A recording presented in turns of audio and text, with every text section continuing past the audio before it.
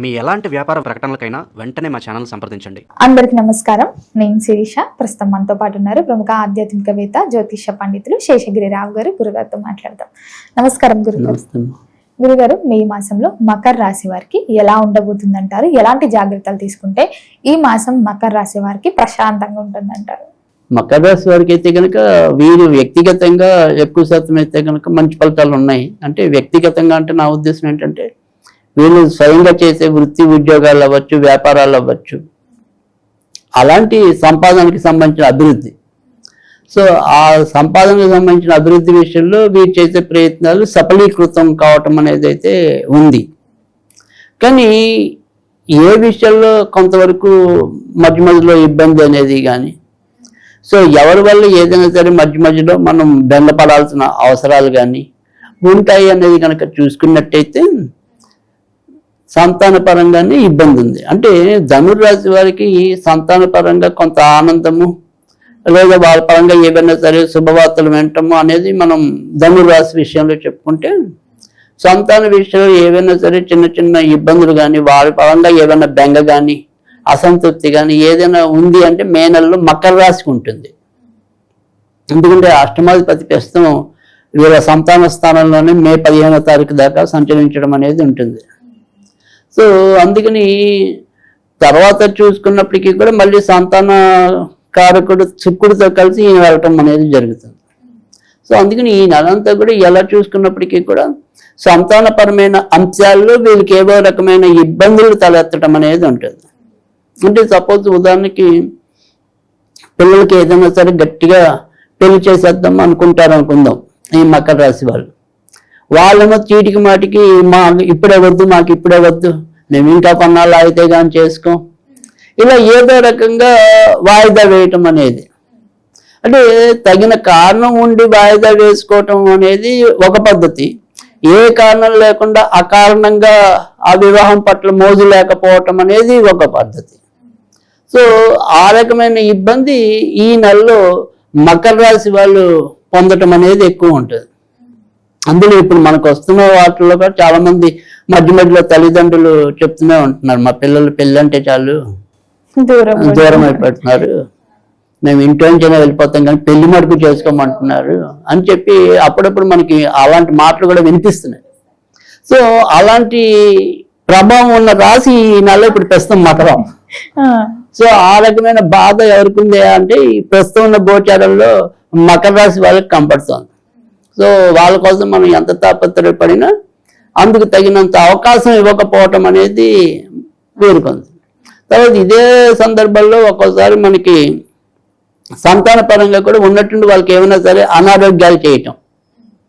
ఎందుకంటే రోగాధిపతి వెళ్ళి అక్కడ ఆయనతో పంచమాధిపతి అంటే సంతాన కారకుడితో కూర్చోవటం వల్ల కూడా ఒకసారి ఆకస్మికంగా వాళ్ళ యొక్క ఆరోగ్యం వీళ్ళకి కొంత ఆందోళన కలిగించవచ్చు. అంటే మన పిల్లలకి చిన్న అనారోగ్యం వచ్చినా తల్లిదండ్రులకి అది పెద్ద అనారోగ్యంగానే బాధపడటం అనేది ఉంటుంది. సో అదే రకంగా కొద్దిగా వాళ్ళకి వచ్చే అనారోగ్యం ఒక్కోసారి వీళ్ళకి బాధ కలిగించవచ్చు. కనుక ఎలా చూసుకున్నప్పటికీ కూడా సంతాన అంశాల పరంగా ఎంతో కొంత అసంతృప్తి మకర రాశి వారికి ఈ నెలలో ఉంది. అంతేగాని వీరి వ్యక్తిగతంగా చేసే ప్రయత్నాల్లో ముందుకెళ్ళటం అనేది కొద్దిగా కష్టపడినా ఫలితం వచ్చేది వీళ్ళకు ఉంది. అంటే సాధారణంగా మకర రాశి వాళ్ళు కొద్దిగా కష్టపడతారు. ఎందుకంటే పేరులోనే మకరం అంటే మొండి పట్టుదల ఎక్కువ ఉంటుంది. సో అందుకని జనరల్గా ఏదైనా తీసుకున్నారు అంటే కనుక కొద్దిగా పట్టుదలగానే కృషి చేసే విధానం అయితే ఉంటుంది. అయితే వీళ్ళకి గ్రహస్థితి ప్రస్తుతం కష్టపడుతున్న దానికి ఫలితం వస్తుందా రాదా అంటే ఇప్పుడు ఉంది. వీళ్ళ కష్టంగా మిగిలిపోవటం కాకుండా ఎంతో కొంత దానికి లాభం రావటం అనేది కూడా ఈ నెలలో బాగానే కనిపిస్తుంది. గురువు, అలాగే ఎవరైతే దూర ప్రయాణాలు చేయాలనుకుంటారో, విదేశాలకు వెళ్ళాలనుకుంటారు కదా, ఈ దూర ప్రయాణాలైనా సరే విదేశీ యోగం అయినా సరే ఉందంటారా వీళ్ళకి? ప్రస్తుతం అయితే కనుక విదేశీ యోగం అనేది వరుస 3 రాశులకే ఉంది. అంటే మకర, కుంభ, మీన రాశి ముగ్గురికి కూడా విదేశాలకి వెళ్ళాలి అనుకుంటే కనుక సాధ్యమవుతుంది. అలాగే వేరే దూర ప్రాంతాలకి అంటే విదేశాల్లో కాకుండా దూర ప్రాంతాలకి వెళ్ళాలన్నా కూడా సాధ్యం అవటం అనేది ఉంటుంది. కనుక వాటికి సంబంధించిన ప్రయత్నాలు అయితే కనుక చేసుకోవచ్చు. అయితే ఇక్కడ ఏదైతే మన మకర రాశి ఏదైతే ఉందో ఆ మకర రాశికి ప్రస్తుతం 2వ ఇంట రాహు సంచరిస్తున్నాడు కాబట్టి ఈ ధనం విషయంలో ఏదైనా సరే కొద్దిగా ప్రీ ప్లాన్డ్ గా ఉండటం అనేది అవసరం. అంటే వచ్చిన డబ్బును వచ్చినట్టుగా ఖర్చు పెట్టుకోవటం కాకుండా సో తెలివిగా ఏదైనా బంగారం మీద పెట్టడము, భూముల మీద పెట్టడము, అలా ఇన్వెస్ట్ చేయటం అనేది అవసరం. చెయ్యాలి. చెయ్యకపోతే వీళ్ళకి ఈ ఆర్థిక ఎందుకు ఖర్చు అవుతుందో, ఎందుకు వస్తుందో, ఎందుకు పోతుందో తెలియని పరిస్థితి ఉంది రాహు వల్ల. సో అందుకని ఖచ్చితంగా మనం దేని మీద సరే మొండిగా కొంత ప్రయత్నం పెట్టడం అనేది అవసరం. సో అందుకని ఆ రకంగా ఇన్వెస్ట్మెంట్లు చేయటం అనేది అవసరం. మరి విద్యార్థులకు కూడా ఎలా ఉంటుందంటారు? అది విద్యార్థులకి ఎవరికైనా సరే ఈ నెలలో ఎంతో కొంత జాగ్రత్త తీసుకోవాల్సిన పరిస్థితి కనిపిస్తుంది. ఎందుకంటే వీరి యొక్క బుద్ధి బలం అనేది అవసరమైన సమయంలో సరిగ్గా ఉపయోగపడకపోవడం, సో కన్ఫ్యూజ్ అవటం. సో అందుకని విద్యార్థులు మాత్రం బాగా ఎక్కువ పట్టుదల చూపటం అనేది ఒకటి. తర్వాత చదువుకుంటున్నప్పుడు దాన్ని సరిగ్గా ఆకలింపు చేసుకోవటం కన్ఫ్యూజ్ లేకుండా. సో అలాంటివి ఏమైనా సరే సందేహాలు ఏమైనా ఉంటే మనసులో పెట్టుకోకుండా కొద్దిగా అడిగి నివృత్తి చేసుకోవటం అనేది అవసరం. సో జనరల్గా మకర కుంభరాశులు 2 కూడా స్టార్టింగ్ కొద్దిగా అందరితో రిజర్వ్గా ఉంటాయి. వెంటనే ఎవరినైనా ఏదైనా అడగడానికి చొచ్చుకుపోయే అంత తత్వం ఉండదు. సో మనుషులతో ముందు కొద్దిగా రిజర్వ్గా ఉండటం అనేది ఉంటుంది. కానీ ఇక్కడ ఇప్పుడు రిజర్వ్గా ఉంటే పని జరగదు. మీకు ఏదైనా సరే సందేహం వచ్చినప్పుడు అడిగేయాలి, లేదంటే తర్వాత మరి పరీక్షలు రాసేప్పుడు ఇబ్బంది పడటం అనేది ఉంటుంది. ఈ వివాహ యోగం, సంతాన యోగం కూడా ఉందంటారా? అంటే సంతాన యోగానికి అయితే కనుక ప్రస్తుతం అంత వీలుగా లేదు. ఇందాక మనం సంతానపరమైన అంశాలకి వేటికి కూడా ఇప్పుడు అంత బాగుండలేదని చెప్పాం. అంటే ఉన్న సంతానానికి బాగుండలేదు, కొత్తగా సంతానం కావాలి అనుకున్న వాళ్ళకి కూడా బాగుండలేదు. అయితే వివాహ విషయాలకు వస్తే మాత్రం వాటికి సంబంధించిన ప్రయత్నాలు అయితే కనుక చేసుకోవచ్చు. కొద్దిగా వివాహం అయ్యే పరిస్థితులు అయితే ఉన్నాయి. సో ఖచ్చితంగా వివాహానికి సంబంధించిన గడియలు అయితే ముఖ్యంగా జూన్ 1వ తారీఖు నుంచి మరింత బలంగా కూడా ఉంటాయి.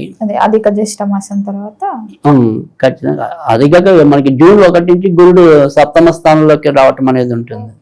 సో అందుకని ఖచ్చితంగా ఇంకొద్దిగా వీలు అనేది ఉంటుంది. కనుక ఇప్పటి నుంచి ప్రయత్నాలు అయితే కనుక ఖచ్చితంగా చేసుకోవచ్చు. మరి రాజకీయ రంగంలో ఉన్న వారికి, సినీ కళాకారులకు కూడా ఎలా ఉంటుందంటారు? ఇది సినీ కళాకారులకు అయితే కనుక మంచి ఫలితాలు ఉన్నాయి. రాజకీయ రంగంలో ఉన్న వాళ్ళకైతే మాత్రం అంతంత మాత్రంగానే పరిస్థితులు గోచరిస్తున్నాయి.